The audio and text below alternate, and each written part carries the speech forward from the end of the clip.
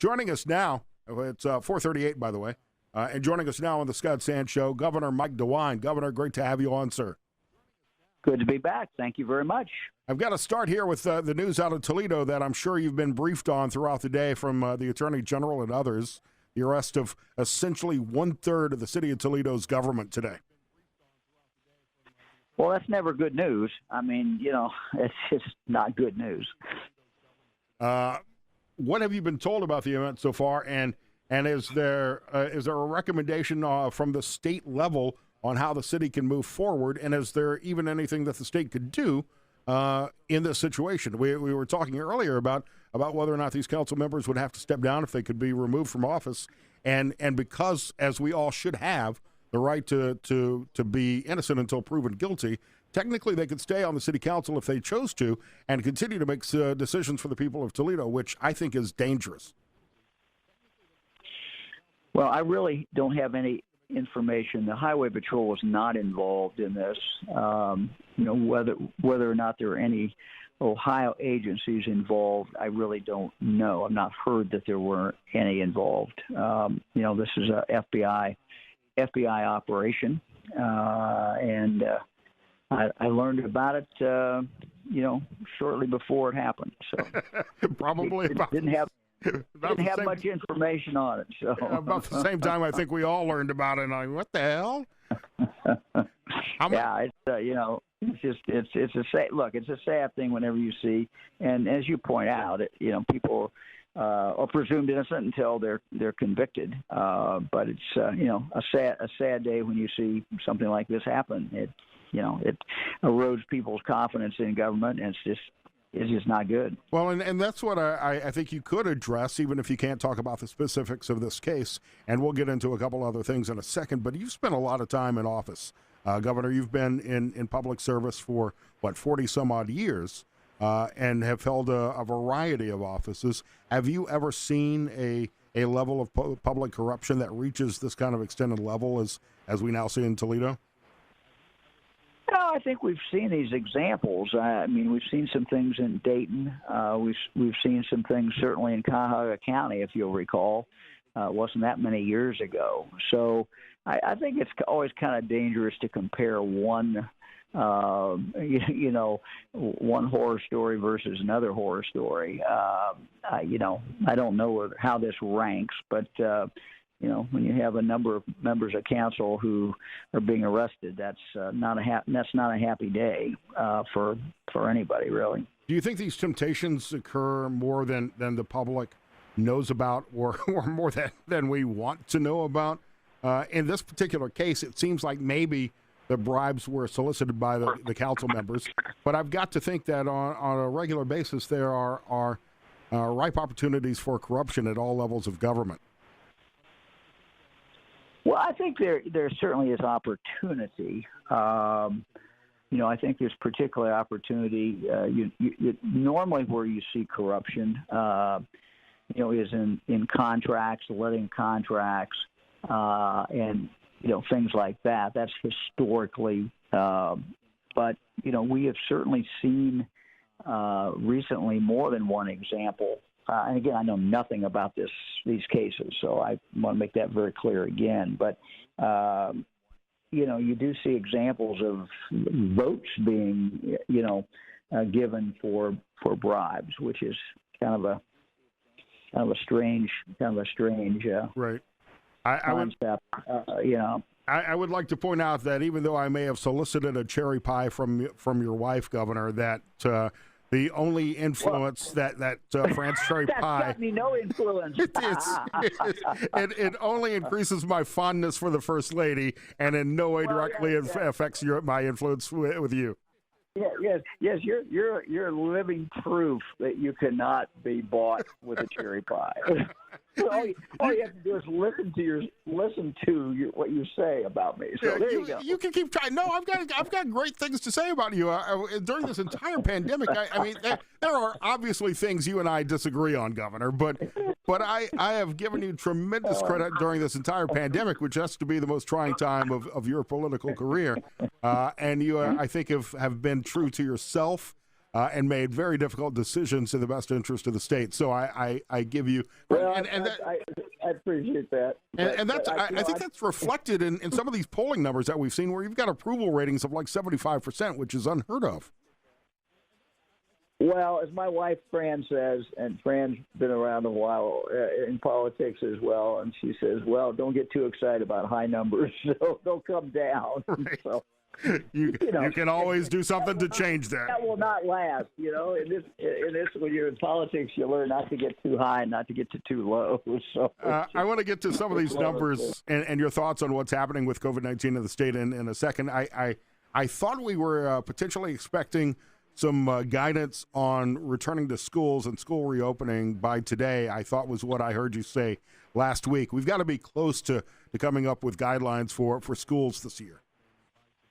Yeah, well, we're going to do that Thursday. We're working on them right now, and we're going to do that. And look, schools are already, most schools are doing a very good job preparing and coming up with different alternatives and different ways that they can do things. I mean, there's no good, as I said, there's going to be really no big surprises in what we talk about schools. I mean, I think everybody gets how you try to stay safe. There's some things inherent to a school that just make it tough and difficult. I mean, start with busing. I mean, any of our listeners whose kids get on a bus, I mean, try to do social distancing on a bus is not exactly the easiest thing, to do. But there are things that people can do and mitigating things, and schools are, God bless them. You've got some very innovative people who are coming up with some, innovative ideas to try to keep kids safe.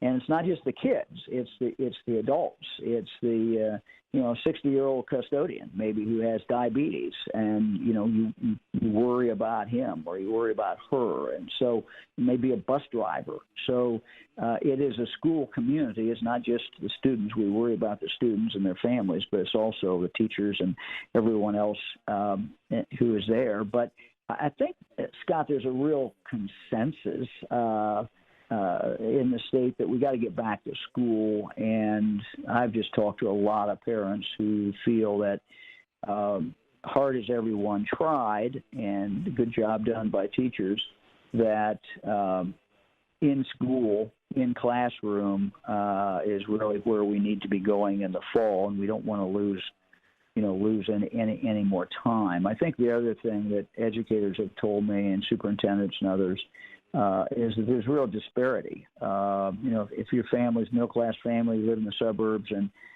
it may have been a tough time to go through, but you've got the internet and you've got the ability for that student to be online and to do the coursework. If you live in a real rural area, let's say in Appalachia, Ohio, the internet may not be there. Or if you live in the city, the internet may be there, but your family may not have it. And so that, has kind of broadened the distance between different kids who are disadvantaged and have challenges to begin with because of, poverty or other reasons. The weeks that they were out of school and were trying to do it remotely may have added to that. And so I think that just adds, to the urgency I think we all feel about getting kids back in school, but we also have hesitation about it. We also have certainly some concerns about it, a lot of concerns. Yeah, we actually talked with the chief of education at TPS about this last week. TPS is one of those school districts that's had a failing grade, a D grade on the state report card for several years, and I worry about the level of education that students were able to receive not being in the classroom with professionals teaching them, even though the TPS teachers not necessarily proving to be some of the most effective in the state. So we'll see how that affects things moving forward. Meanwhile, we're seeing an increase in the number of COVID-19 cases across the state. Is that in part due to an increase in the volume of testing, or do we have something to be worried about? From what I can tell, it doesn't seem like the number of hospitalizations, deaths, or ICU usage has increased in line with the number of testing. So that might be a positive in the story. Nah, I don't think so. I wish it was. let me kind of tell you what we've got. I'm looking at the data from today. The testing or the hospitalization is a lagging indicator because it takes a while. Someone is exposed, they get sick enough so they end up going to the hospital. So those numbers have started to go up. I'm just looking at my summary here. Total hospital beds used for COVID patients continue to increase through late June. For a number of months, they were going down. They started to plateau in mid-June. Then they started to go. Up some, not huge, but they started to go up. Here's another indicator. I'm getting flipping through here, but go back to your question or your statement. Look, testing is up. We've dramatically increased testing. Not enough. We got a ways to go, but we need more testing. So part of the increase in the number of cases certainly is because of the testing. So we have, but not all of it, unfortunately. So I'm looking at the numbers today. Last 24-hour cases, 737 cases reported. The 21-day average is now 581. So that is up from the 21-day average. And basically, for about the last week, we've seen these numbers in the 700s, 800s, where we were seeing them, down around 500 or 450. So if you look at the deaths today, 11 of 21-day average is 20. Again, obviously lagging indicator. If you look at the hospitalizations, when you see the hospitalizations, again, those have been starting to trend up just a little bit. So that's a concern. If you look at Northwest Ohio, I'm trying to go through my chart real quick. Right. Northwest Ohio has been looking pretty decent. We're starting to see increase in Northwest Ohio cumulatively together. I'm looking now, for example, I'll look down here at some of these counties are actually flat. We did have a big spike in Put-in Bay, as you may have read. I can't imagine why. Some of those fools don't look fun without a pandemic, to be honest. Well, if there's ever an example, if people really don't think this stuff spreads, look at Put-in Bay, where people are partying and very, very close to each other. Right. But frankly, I think this is... We're laughing about it, but we are concerned about it. Right, because, it's necessary to have these businesses reopen. We've got to get the economy going. No, we're saying we want them open. Yeah. We want them open. Lucas County, now here's the kind of good news. I'm looking at this number. And I've got about a minute here, Governor, before I need to take a break, okay. But go ahead. Fairly flat in Lucas County, going up a little, but not a whole lot. So if you compare Northwest Ohio, for example, with Southwest we're concerned about. We're concerned about Dayton. We're concerned about Cincinnati. So those are the two that we're really, really concerned about. And, we're not seeing a huge spike, certainly up here in Northwest Ohio. Ohio is open for business, though. We just need to do things responsibly, wear a mask, wash your hands, all the things we've been saying for literally more than 100 days. Yeah, we're open. We just got to do it right. That's all. Governor, I do respect your leadership during this entire time. Obviously, this is an ongoing story. A lot of things that we can talk about, including the path of the economy moving forward.